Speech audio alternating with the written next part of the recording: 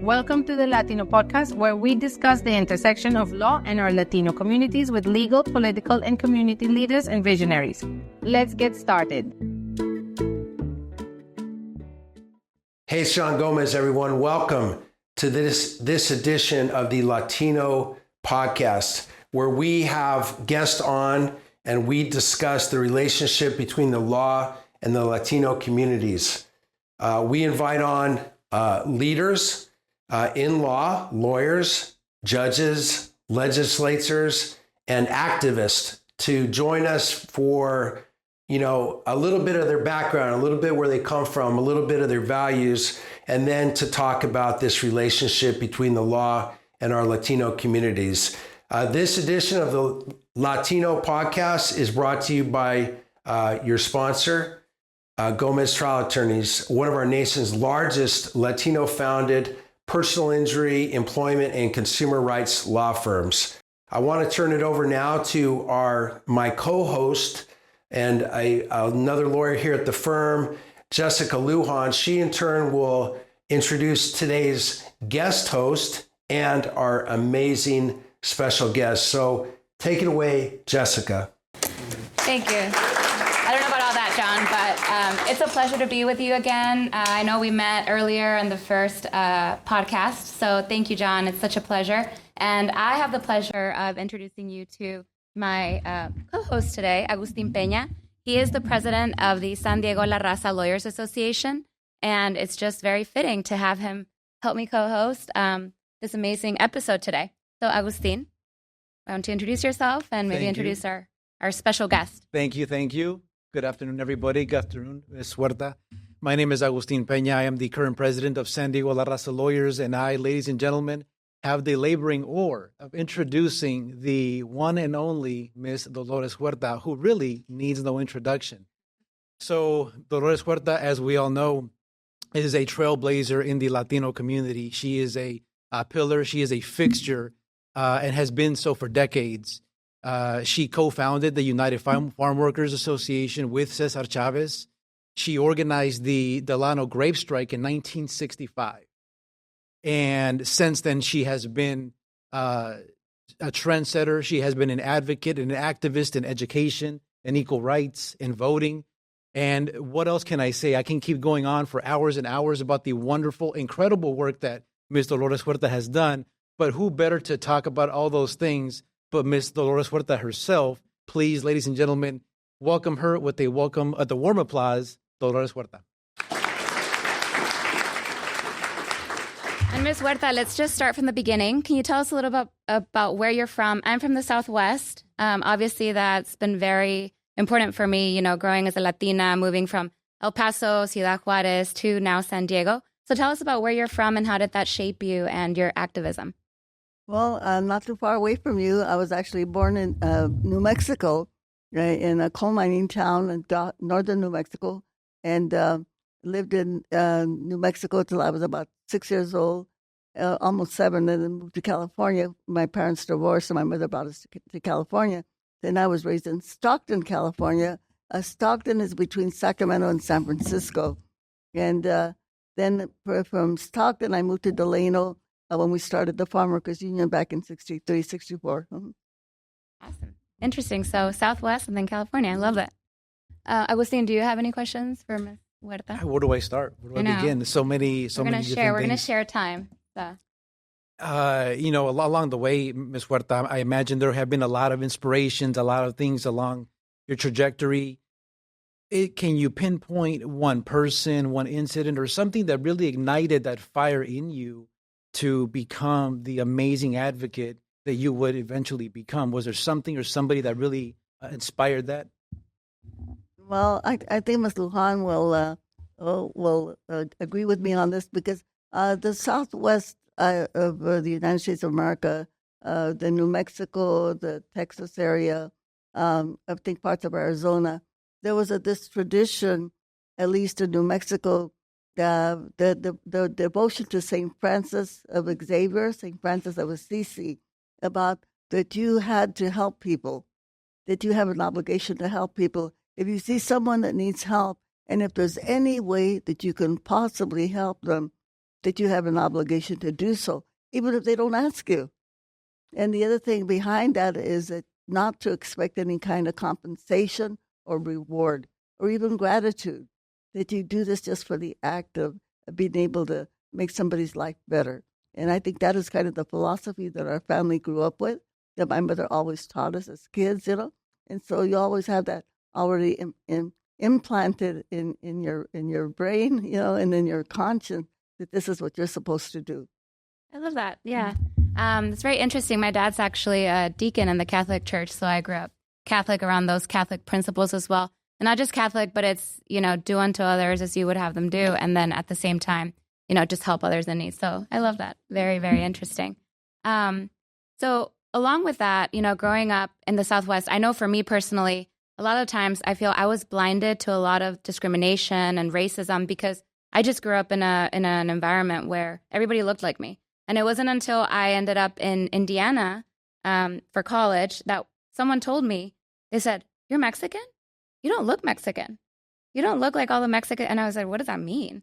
So what have been your experiences? Was there anything that kind of opened your eyes to, maybe just implicit bias or discrimination, prejudice, anything like that, where you just realized, oh, okay, so we have these tensions in our society?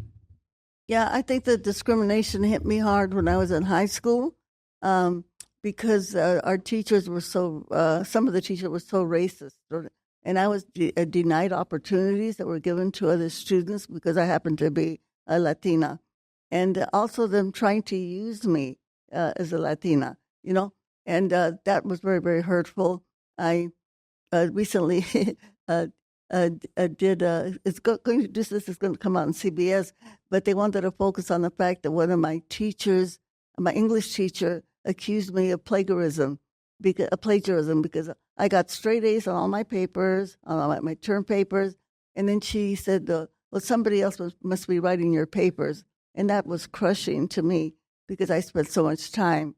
And then, just seeing the way that the Latino and Black kids, the Filipino, the Asian kids were treated in our school compared to the way that the white kids were treated, and then not only in the school but off of the school grounds when we would be coming back home from a football game or a basketball game, and the police would stop us and they would search us. And we weren't doing anything wrong, and then seeing some of the kids that were getting beaten up by the cops, when they weren't doing anything wrong.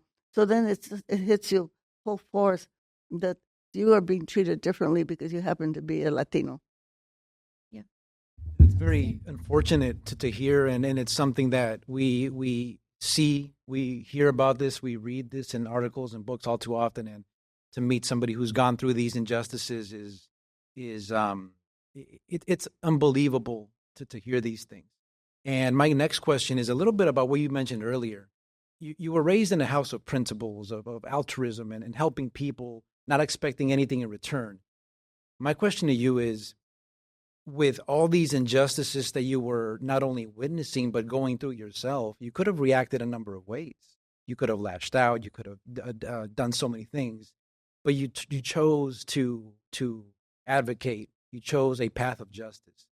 Why was that your route? Why did you choose that as opposed to all the other alternatives that you could have chosen? Well, I think I was just very fortunate in that I met, and I should have mentioned his name earlier. His name is Fred Ross Sr. Fred Ross Sr. was a teacher at USC, University of Southern California, and he learned how to organize and during the Grapes of Wrath period and teaching, working with the Okies, actually, that came to Bakersfield. But he learned how to organize, and he went into East Los Angeles and actually helped get the first Latino elected to the city council, Eduardo Roybal, and who became the first Latino person to go to the Congress. And he learned this method of grassroots organizing, of teaching people that they had power and that they could actually make a difference in their community. And I was very fortunate to meet him in Stockton, California, when I was 25 years old. I had belonged to a lot of different organizations, women's organizations. We had dances and we raised money and we gave out baskets, food baskets at Thanksgiving and Christmas. And and then you thought you were doing something great, but nothing changed, So I belong to all these different organizations. Nothing changed. Everything stayed the same. But then when I learned that if you organize at the grassroots level, at the community level, that's where you make the changes. And to me, that was, I say, like finding the pot of gold at the end of the rainbow. This is how you make it happen. You got to get the people together. You got to take direct, nonviolent action. And this is how you make the changes. You got to get people to register to vote. You got to get people to vote. You got to elect good people to represent you. And this is how you do it. It was magic.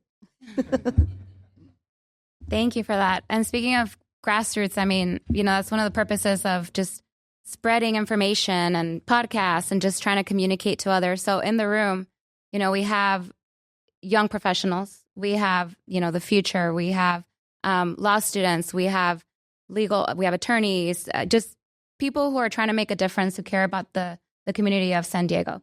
So do you have a message that you want to, share with the people here today? Just a message as to how can we help? I know we talked a little bit about voting but this grassroots, how else can we help? How else can we become involved? What's something you could say that would inspire those here? Well, number one, I just want to thank everybody that makes that, decides to dedicate their life to public service, because this is a public service where we're talking about, because we know that that's going to make the difference. And it's not easy. It's not an easy decision to make, because sometimes it's easier to make. I'm going to make a decision that I want to live a comfortable life. I want to make a lot of money, right? So when you say I'm going to dedicate myself to public service, that to me is like a higher calling. It's almost like people going into the priesthood, like you were talking about. We are talking about going into the community to make democracy work and to help change things, to help make a better world. And the thing is that if you don't do it, it's not going to happen. It's not going to happen without you. So I want to thank all of those people that have made that decision. And not only that, but you set up the example, you set up for other people to let them know that this is the way that you make the changes, right? Without you, it will not happen. So it's really, really important that we set that kind of an example for others. Thank you. The message about public service, that's certainly something ingrained here in San Diego. When you go to the county offices, the government offices in San Diego County, about 10 or so minutes from here up north, there's a sign at the entrance, and I'm going to butcher what it says, but it's something along the lines of service to the public is the greatest calling. And that message resonates here locally. The message that you helped start and communicate way back when in the 1960s throughout the state of California, all the way from Central Valley. You mentioned earlier off the podcast that you have local ties here in San Diego with helping, you said 1,200 individuals register to vote. And 16,000, I'm sorry. I was a little off. 16,000. But the message of public service and commitment resonates even to today. In fact, one of our attendees, Lorena Slominson, who is in the back, she had relatives who were, I believe, involved in she's right there in the back, who were involved as well with the strikes and were a part of that big movement as well. So she's here. She'll get to meet you later on. Speaking of the grave strikes, what do you think was the most memorable? What was the most memorable part about doing such a pivotal, critical movement that really turned the entire movement in your favor? Well, I give a shout out to the Gonzalez family, and the Ibarra family for all of the work that they did for the Farm Workers Union. Yeah, well, I think the greatest lesson of the movement was the fact that you were able to get you might say, the people that were the most discriminated, the farm workers that would take on the higher powers, again, of the agribusiness industry, the banks, the governor of California, Ronald Reagan, the president, Richard Nixon, and win, and able to win. And the fact that they were able to win by reaching out to all of the American public to support them, which shows that we have all of the goodwill in people, and people are willing to help us. You just have to figure out a way to reach out to them invite them to come into the struggle. Now, the other thing I want to say, I think that the way to be successful is that we've got to make the connections. I mean, right now, we know we're still finding the racial discrimination in our schools. But I think we've also got to start connecting attorneys with teachers, okay? Because teachers are out there fighting on their own, making sure that we get good school board members, trying to stop the school-to-prison pipeline. Again, we need to have these connections to make so that we can consolidate our forces and make our power a lot stronger. Because some of these issues, we've been living with them now for decades. Yes, tiempo. It's time that we put a halt to all of this and we end all of this stuff. But it's not going to happen, and the teachers can't do it alone. Maybe the attorneys can't do it alone. But attorneys and teachers together and connecting with the business community also. A lot of times our business community, we have our Hispanic chambers of commerce, for instance. I'm going to call them out, okay? And instead of, and so when they think of the Hispanic Chamber of Commerce, they represent a lot of small independent businesses. They don't represent the major corporations, but they go along with the policies of the major corporation against their own people, So, I mean, we've got to do more of a deep dive in terms of getting agreement on what our policies are, on the things that we're going to be fighting for, and then fight together as a movement, not as an individual organizations. Mm-hmm. Mm-hmm. Well, Ms. Huerta, thank you so much for accompanying us today. Si se puede, you just embody strength. You embody hope, which I think is something that a lot of disenfranchised communities, we look for, we strive for. We need hope. Thank you again for your message. It's empowering. It's beautiful. And we want to support your foundation. And I know John Gomez has a message and an announcement that he wants to make just to show you a little bit of our gratitude. So, John? Let's first hear a little bit about the foundation for the podcast. Tell us about your foundation.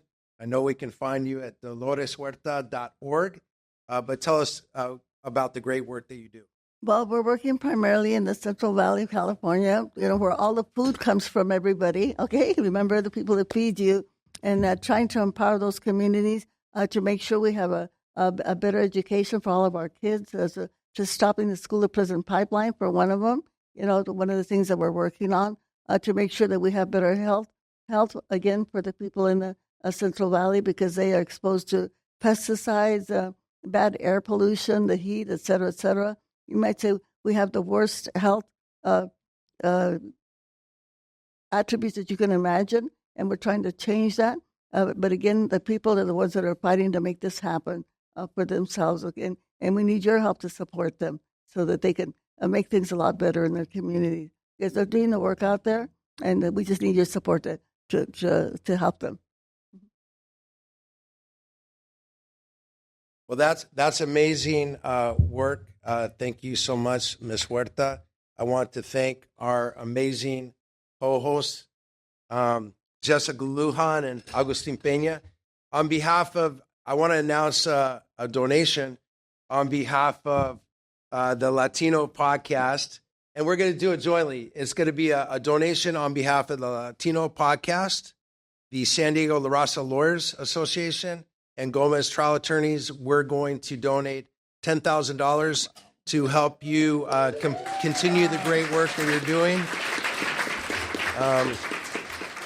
And so if you're on the podcast, you may well have surmised that we have a live audience. This is a live audience podcast, which I think is rather unique in the podcast world.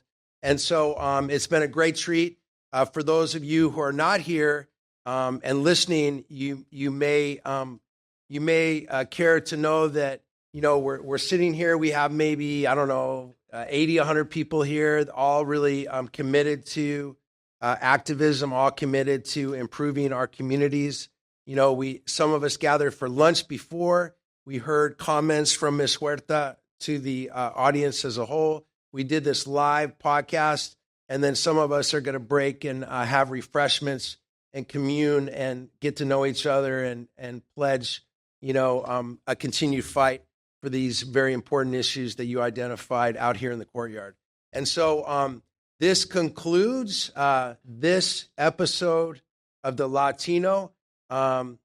We think it's going to be one of the epics, one of the classics, one of the re-watch and re-listen to. And we're greatly humbled, that we were joined by really one of the icons, one of the heroes of virtually everyone that cares about good people and good causes and good fights. And so thank you for being here. Until next time, we look forward to hooking up with you next time on the Latino. Thank you so much, everyone.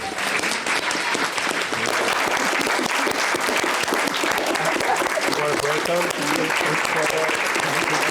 Okay.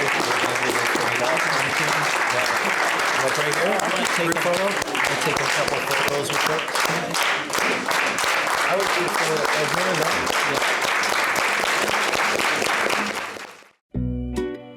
Thank you for listening to the Latino podcast. We'll see you again next time, and be sure to click subscribe to get future episodes.